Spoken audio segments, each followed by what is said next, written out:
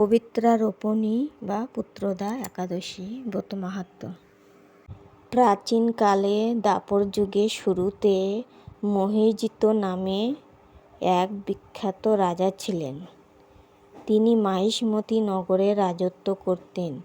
কিন্তু দুঃখের বিষয় এই যে তার মনে বিন্দুমাত্র সুখশান্তি ছিল না। তিনি ছিলেন অপত্রক। প্রজাদের তিনি যথেষ্ট ভালোবাসতেন সন্তানের মতন। লোমশ নামে এক মুনিবরের কাছে জানতে পারেন তার পূর্বজন্মের কথা। পূর্বজন্মে তিনি ছিলেন এক দরিদ্র ব্যবসায়ী। এ গ্রাম থেকে সে গ্রামে তাকে যেতে হতো। একদিন তার প্রচণ্ড জলতৃষ্ণা পাওয়ায় কাছেই একটি জলাশয় দেখতে পায়। সেই জলাশয়ে এক গাভী ও বাছুর জল পান করতে দেখে তাড়িয়ে দেয়। সেই পাপে রাজার কোনো সন্তান লাভ হয়নি।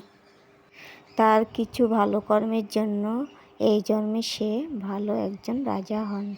এই পাপ থেকে মুক্তি পাওয়ার জন্য লোমশ মুনিবর এক উপায় বলে দেন। সকলে মিলে ভাদ্র মাসে শুক্লপক্ষে পুত্রদা একাদশী ব্রত পালন করে পুণ্যে লাভ হয়।